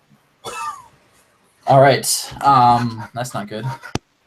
I am going to use my uncanny dodge on the critical. I would definitely suggest that. All right. Oh, you're lucky. That reduces it to 9 as this claw, even though you managed 9 damage? yeah, 9 damage reduced. You're not cutting that in half, just 9 damage. All right, so Okay. I'll cut it for you. This claw kind of cuts into you, and you manage to dodge away at the last second. And then after that, you see this creature open its mouth, and you just see this disgusting bile. It looks toxic as it tries to bite down on you.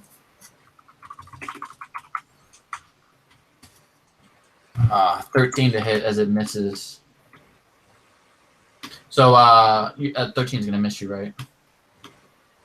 I have 15 AC. Okay. You managed to easily dodge out of the way. Shouldn't your armor class be like higher? Don't you have like 20 dexterity or something? Or less? I don't know what your stuff is. I'm wearing studded leather and I only have 16 dexterity. So Okay, that is 15. So this creature bites at you. You manage to barely kind of get out of the way as it awkwardly misses. And then we head over to our next people in initiative here. Our next highest was... we have here. Keith, you have a 15. Okay, so I see this going on. I come walking around the corner. I've got the scimitar in one hand and my buckler in the other. As I'm coming around the corner, I'm going to go ahead and make use of my, I believe it's 3rd level spell. I think it's called Conjure Animals, and I will conjure 2 dire wolves to my side. I have to roll a initiative for each one of them. Just put them on the same initiative as whatever the roll is. So the roll was an 18, and a dire wolf gets what? All right. So I got them on the initiative tracker. They'll go. Okay. They'll go after Joe goes. Okay. So, and I will tell them each, of course, to immediately attack the dragon. And I don't think I can do anything else. 1 second here. I guess, yeah. Yeah. For sure. Actually, they'll go after the dragon goes. So we'll have the Joe. We have dragon. Then we have the wolves. And then you. And then last person up here is our mystic. You see this just large, powerful-looking dragon clawing at your friends. How badly injured does everyone look right now? You guys, I know you haven't had a chance to heal. I'm not in the best shape. Huh? I'm not in the best shape. Okay. I'm pretty good, actually. I'm not even at half. Only damage I really took was from the dragon. Okay. I'm at full health. All right.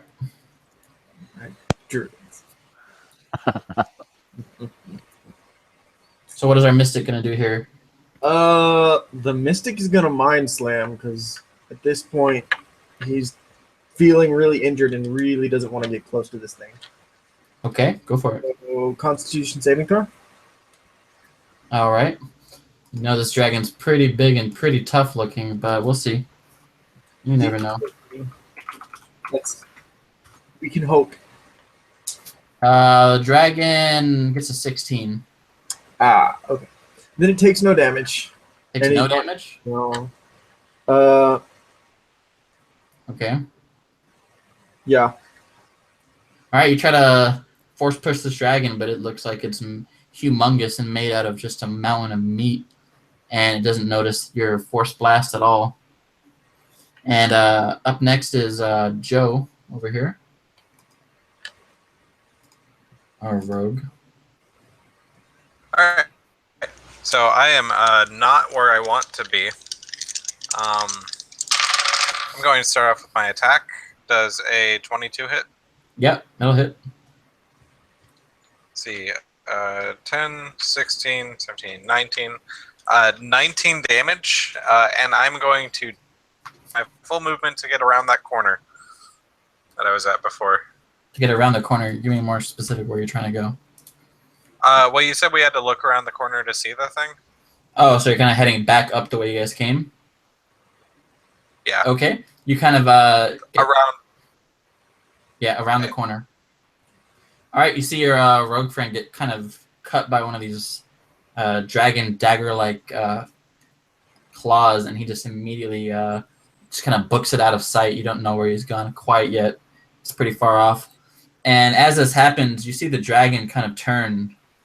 It kind of scowls as this cowardly rogue runs away, and you just see it kind of look your way. And even though you're gone from its sight, it turns and lets out this just horrendous roar, and you can feel the cavern around you shake as this blanket cloud of poisonous gas exits its maw and affects everyone in here with the exception of the rogue who angered it.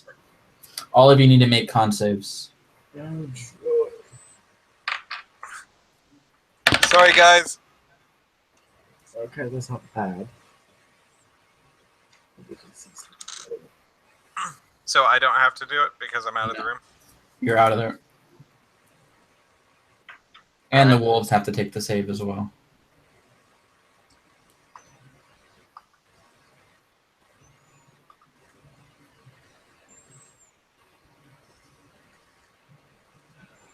I need your save, or what you guys got on the rolls here. The wolves, we got a 14 and an 18, and I've got a 15. I got a 13. All right. All of you passed with the exception of our guy who got a 13 here. The DC to pass was a 14. You immediately start coughing and hacking, and you can kind of feel your lungs are kind of on fire at this point. Holy crap. And you're not quite sure what it is. It's like the most painful feeling you've ever had. Feel like you're dying at this point. And you just start coughing and hacking and wheezing. It's an asthma dragon. As you take 10 poison damage. Does that drop you, or are you still up? I'm still up. Yes, all right. The others, you all take 5 damage from the poison, but you're otherwise unaffected by it. Ouch. God damn it. And you got to give me just a very basic concentration check. You just got to get a 10. Keith. Yeah, I'm doing that right now.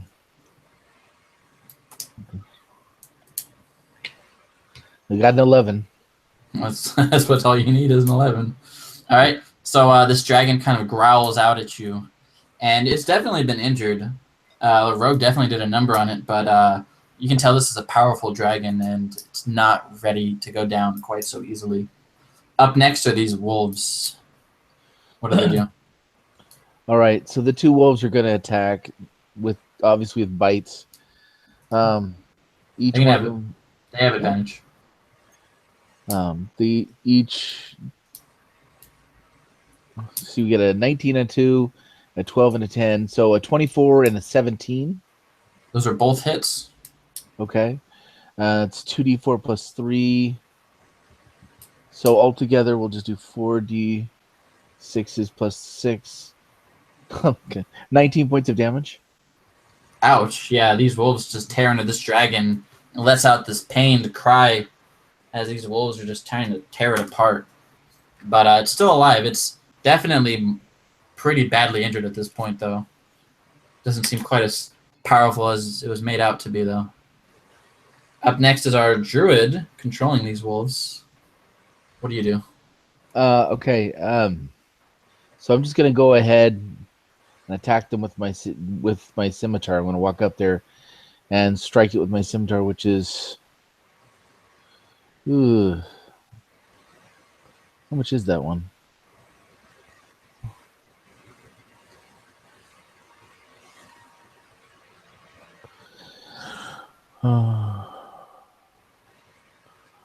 plus 3. 1d6 plus 3. And it's a plus 6 to hit. That would be 14 plus 6 is 20. It's a hit. And I said that was a 1d6 plus 3? Yes, it is. So let's reset that. And I roll a 1, so I do 4 points of damage. Yeah, it doesn't even notice the scratch from your scimitar as you cut into it a little bit. Yeah. You see this nasty black bile kind of ooze out of its body, but it's otherwise unharmed. Sheesh. All right, up next is our mystic here. What is Clayton gonna do?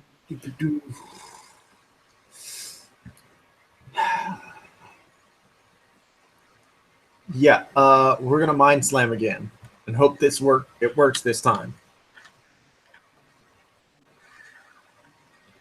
Ready for one. The dragon needs to make a con save. Okay.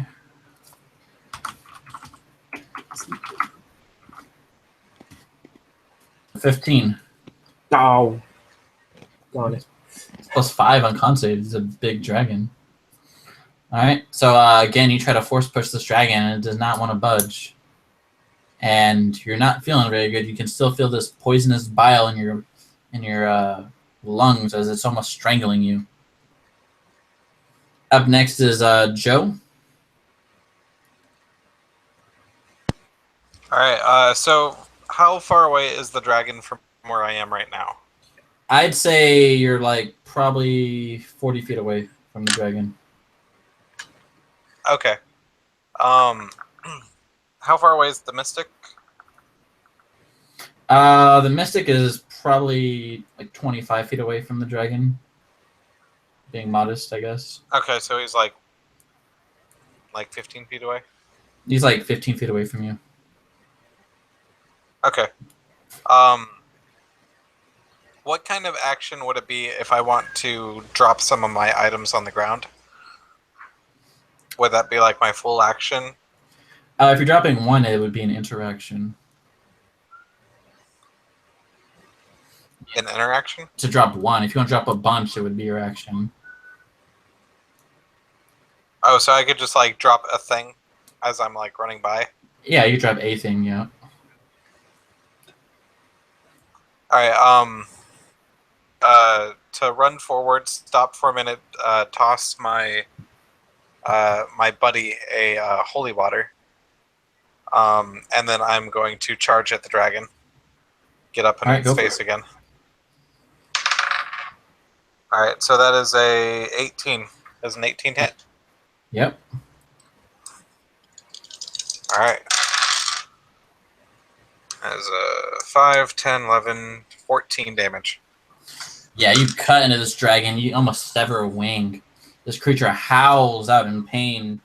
And with 14 damage, you can see it's on the brink of deathly undeath, I guess. As I am going to go as far to one side of the cavern as I can with my remaining movement. Okay. You kind of just immediately scoot away, leaving the side of this dragon as it kind of growls in anger. All right. All right, and that's my turn. All right, this dragon kind of turns to the druid, angered by these attacks, as you just see it immediately flap its wings, trying to just buffet you and your two animal companions into the wall. Make me a strength save, all three of you. With my -1. Oh, shit! No, it's just the druid and the two wolves. Oh, okay. And I guess the mystic's kind of far away. I would just say the druid and the two wolves. Wolf strength is going to be a what? The wolf is a 17, so that's a +3. Is that right? Is that right? Yes, +3. Okay. So we've got a 6 and a 15 for the wolves, and I am a -1, so I rolled a 15, so I have a 14. All right, so we had a 14, and what was the best wolf? The best wolf was 15. The other one was the 6. All right. You guys, the wolf that got the highest roll takes half damage, 'Kay. and the other two of you take full damage.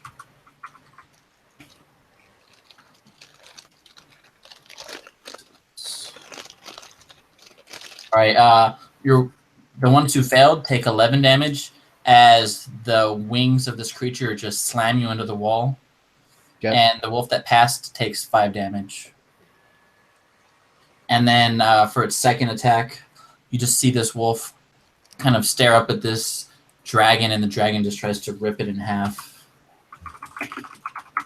Plus 8. What's the armor class of this wolf you summoned? Which one? They're 30. They're 14s. 14s? Yeah. Against all logic and reason, this wolf manages to dodge out of the way of this dragon, and the dragon kind of trips and stumbles a bit and just lets out this agonizing growl. And our friend who failed the con save earlier, can you give me another con save? Hooray! Well, it's 4, so I think I'm down. All right, so you feel your lungs are just burning, and you're just gasping for air at this point, and you can feel the poison. It leaves you, but for whatever reason, you're still alive. The creature leaves you at 1 health as this poison subsides, and you can see its undead eyes kind of glance in your direction, and you know that it wants to finish the job itself. And you get the sense that this creature is about to chase you down and eat you alive. And up next are the wolves. Alrighty.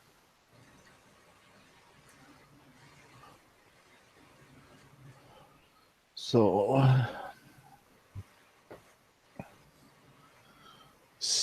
the first one attacks with a 7 and a 20. So a 25 to hit. It's a critical. Okay. And then the second one attacks with a 20 and a 3. So both of them rolled a critical. All right. Can't yell at me now. This is the Wizards of the Coast dice roller. So the first one's 4d6 plus 3 is going to be 4d6 plus 3. Describe how these two wolves take down this dragon and 8. kill it. You could just imagine, like any trained carnivore, they would go for the stomach, and they literally once they get in there, they just start just chewing at the stomach, tearing its entrails out, and they just try to go in through its very stomach and just start tearing, shaking their head, ripping skin off. You see black ichor being sprayed all over as these ones just enjoying themselves. These fey creatures that have been brought to life as wolves are just tearing him up, crawling inside of his stomach and continuing to tear into his intestines and his undead stomach and his spine. And as this creature kind of goes into its death throes, you see its undead, dying body just kind of flails about, and it just collapses, and you just see these two wolves are just kind of crushed by this giant corpse. And although you guys have won, these wolves you summoned are for all intents and purposes gone. And with that, it seems like the path is clear. Nothing else is blocking you. And you can even smell the stench of decay slowly starting to fade away. You can almost smell human again in here. Almost. You can feel you're just on the outer edge of this fountain of life. And you are still technically alive at 1 health. The poison will not kill you, but you are definitely on the verge of death right here. Perhaps I should have given you these earlier, Ronan says as he walks up, and I'm going to give 2 holy waters to both my compatriots. Okay. Okay. The mystic has 3, and then the druid has 2. All right. You guys want to head into the chamber of the fountain of life? Yeah. Yeah. All right. Who's going in first? I just this is kind of important for the knowledge here. Who got knocked down and is down at one point? Me. Missed it. I was going to walk over and offer a hand to pick him up. You know, I would want to walk in there, you know, kind of together. So Okay. I guess I'm first then.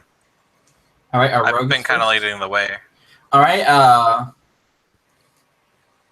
As you enter, it almost looks like you're in a garden underneath this dark, dreary place. It's almost you almost feel at ease as you enter here, and before you, you just see this like lion-faced fountain. It's almost like a little fountain, like a little bit bigger than a bird fountain. And outside of it, you see this strange water of life kind of pumping down out of the mouth into here. And down in the water, let me finish. Down in the water, you see a single golden coin. And above the fountain, you see words that are written above it. I'm going to look to my druid friend. I'm going to say, see if your spells work in here. The ones of mending of flesh. Please. All right. This is before you read it, right? You're just gonna heal first. Just verifying that. It's up to the druid. as we're walking into the. I'm leaving it up to the druid. I'm saying that as we walk in. Do you want to heal him or do you want to read the stuff first? It's up to you. I was good. I've tried to heal twice. I'm going to walk in and read. I guess I could try using Druidcraft or Produce Flame to see if anything. No, those work beforehand. Yeah. I'm definitely giving you the option though. You can either heal him right now and then go in, or you can read it. It's up to you. I'm not trying to spring a trap or anything crazy in you. I'm not gonna sucker punch kill you, but I'm gonna cast Goodberry. Okay. How many good berries are you gonna give him? Do they actually appear in my hand? Yeah, they appear. Well, yeah. As you get close to the fountain, you can feel the energies there repelling this dark energy, and you can cast it there. Okay. So then I'm going to create the 10 berries, and I'll hand some of them to. I'll give him. I'll give him all of them to eat. You give him all 10? Okay. My mystic friend here, are you gonna eat all 10 to try to recover? Yeah. Okay. You can add 10 to your very limited health pool. Hooray. You guys gonna move up to the fountain now? Yeah. All right. As you get up to the fountain, you can kind of look inside there, and you almost see, from time to time, almost like in unison. And it kind of strikes you as odd at first, but then it kind of makes sense to you. Almost like in the order of which you guys were attacked, you can see little droplets of blood kind of exit the fountain into the water and start to coalesce, but there's not enough to coalesce into anything. And down in the water, you see one weird, strange golden coin, and then above it, you see the text. You guys want to read the text? How do you want to do this, sir? Yeah. Yeah. All right. Before I do anything, I want to read it. All right. The text, it reads, "A loved one can be brought back from across the river Styx. The price is steep. 1 token, 1 person. And as you look, you do remember there is only 1 token left in there. But then as you read further, it explains how this fountain works. It explains this fountain is fueled by the life energy of those foolish enough to enter. As individuals are killed in battle, their life essence is gathered, and with enough of it, it can form these life tokens to revive the dead." And as you're reading this, you see a strange little button beneath it. and beneath the words here, you see this button, and right above the button it says, "If you wish for additional coins, you must only press this button."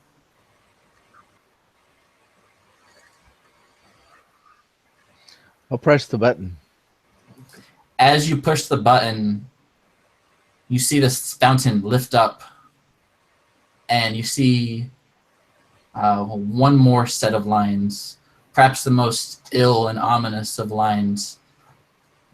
Beneath these lines, you see these 3 cursed, Chris-looking daggers.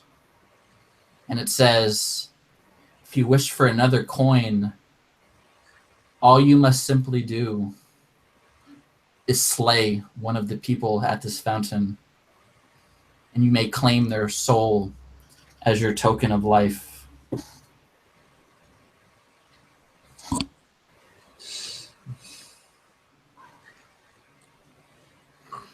It is up to you if you are willing to sacrifice your companions to bring back those you love. That is your choice to make, not mine. Hey, druid friend. I say to the druid. Yeah? Yeah. Tell me of the one you have lost. He was a better man than I. I was just a young girl learning the ways of the druid, and he was everything that I could have hoped to have seen in a mentor and a friend and much more. He was a good man, and he was a paladin. And the time we spent together was perfect. If he came back, he would undoubtedly spend his life fighting evil and doing what is right. Since he's been gone, I've just gone wherever the money led me. I suppose he would be And you, disappointed mystic in me. friend. And you, mystic friend. Who is the one you have lost? His name was Xander. He was a soldier in the army. I was young and had lost control of my abilities. He saved me from execution. And in honor of that, I served as his second in every way. But 2 people cannot spend this much time together, so much time together, and not grow close. The one I have lost is Rosebeth. She was beautiful and she was daring. She was everything that I needed at the time. She was taken from me by her fiancé. I regret her mourning every day, but I don't want to bring her back like this. My character is going to kneel at the fountain.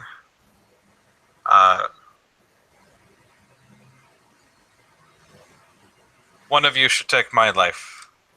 I offer it freely. This way, we can all be with the ones that we love. I will be with Rosebeth in the afterlife. And you can be with yours in this one. I kill him. Okay. You just for the sake of argument here, you don't fight back. You allow her to kill you, right? Yes. It's a coup de grace, so they bring him myself.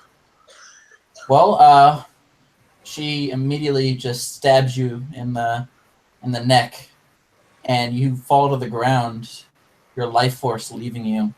I'm a professional. I would slit his throat, so it was All clean. right, well, I mean, it's still a clean cut, but you'll be alive for a few seconds, and as you kind of slump over, dying, dead on the ground, you kind of remember at the last moment, perhaps a bit too late, that without this coin of life, you could never meet your loved one again.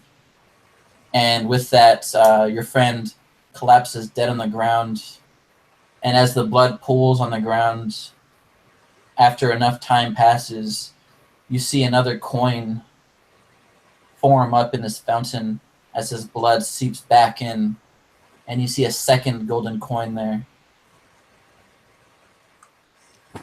I'll reach in and I'll take one. Okay. Clayton, are you going to take the other coin? Yeah. Okay.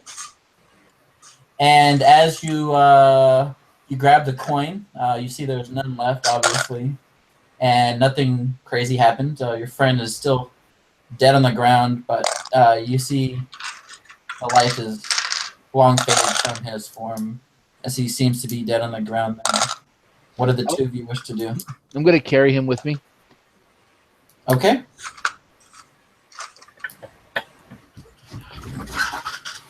All right. So you carry your dead companion with you, and you guys, I'm gonna take you head back for the boat. Yeah. And as the two of you head back for the boats, you see the boatman is there. But before you can reach this boatman, another figure appears ahead of you, blocking your path. He looks almost like the flaming skeleton you killed earlier. But he looks maybe more human in shape. You can almost sense there's almost a soul to this individual. And he holds a hand out for the two of you to pause.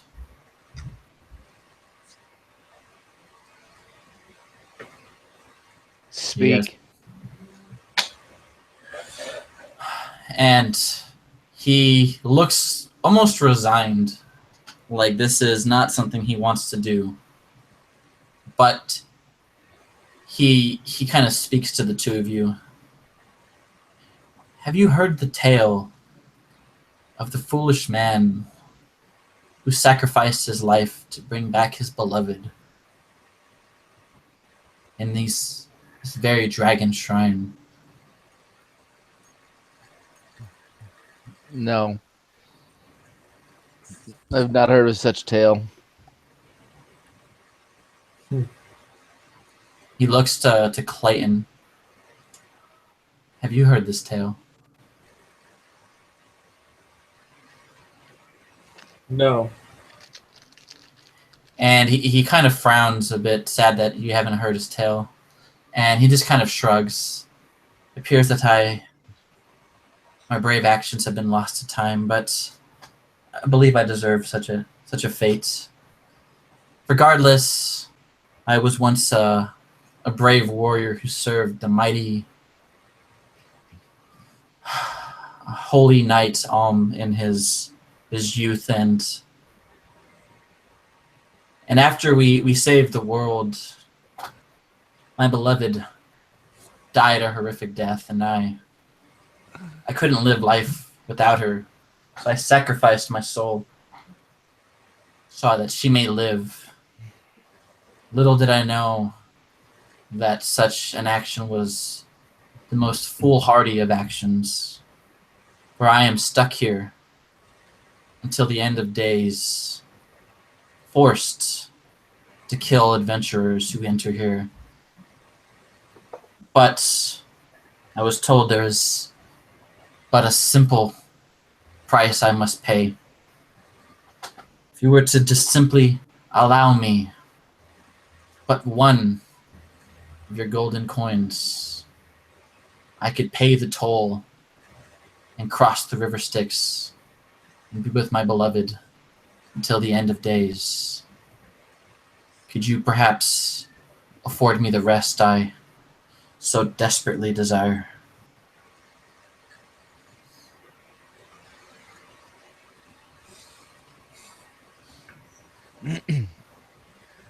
And I tell him, no, I owe this coin to this man who's over my shoulder. And I tell him I'm going to go take this man to the boatman and send him on his way to his woman. But that I'm sorry for his loss. To be honest, if he was stupid enough to come down here like I did, he deserves to be alone forever, just like I do. And then he looks over to the mystic Clayton. Is that your answer as well?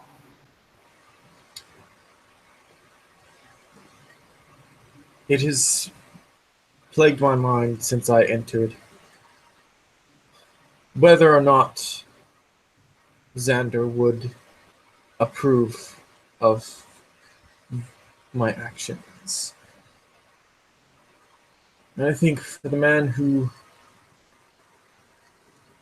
was willing to sacrifice everything so that one person could live, I think it would be wrong of me not to do the same for someone else.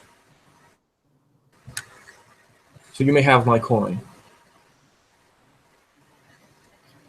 He looks at you in awe, his eyes almost seeming to beam as he holds his hand out for the coin. You hand him the coin? Yep. And he says, as you hand him the coin, he kind of places a hand on your shoulder. And he thanks you. He says, "Oh, I'm so glad. I would have hated to have to kill you with your friend." And he immediately turns around, and you see him walk to the cowled man. And after talking for the briefest of moments, you see him climb aboard the boat as the cowled man takes the coin. I run up and I hand the body of my fallen friend, and I hand him the coin, and I tell him that, you know, what our friend wants, and I said, take this brave man across also, please. And the cowled man looks kind of confused. I put the coin on the dead man's body above his eye. I said, he'll be here in a moment. Just hold the boat. He just died, so his soul should be here in a second. All right. And with that, you see his spirit kind of travels down here after enough time passes, and you see this dead man look there. You see his eyes are empty. He has no coin to pay. But as he reaches the courier into the afterlife, he looks at the coin and looks to you, kind of wondering if he's supposed to accept this.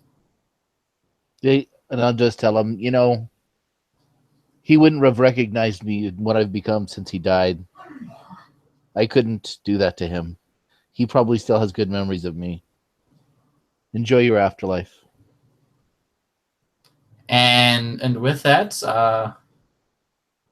I suppose you don't have any say in the matter, being that you're dead. But you take the coin, and I guess you're gonna head into the afterlife then, seeing as you just died. Yeah. I mean, I can't really object.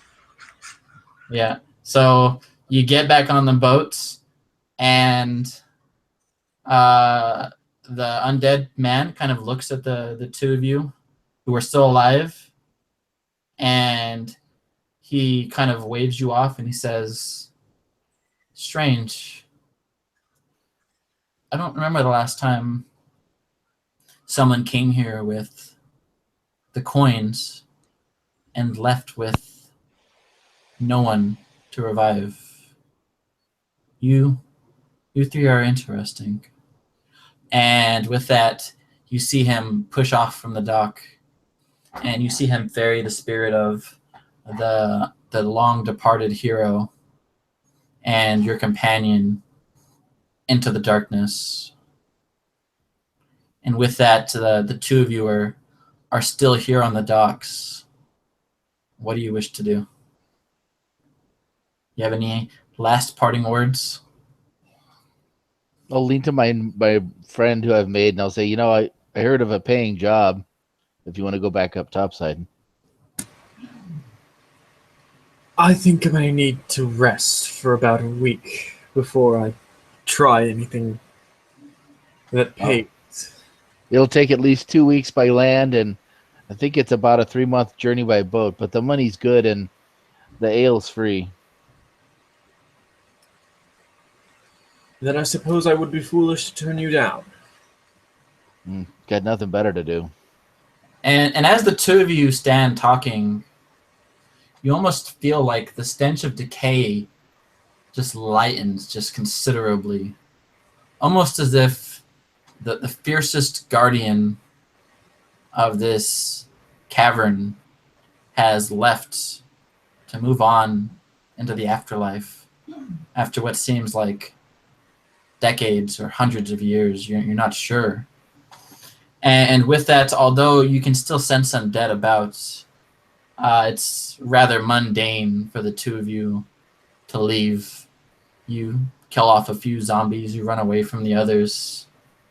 And with that, the two of you leave the Dragonshrine, one less person, but perhaps in your efforts you've made the world just a little bit better for those foolish enough to enter the shrine again in the future. And with that, I believe that is the end of this one shot. Thanks, man. And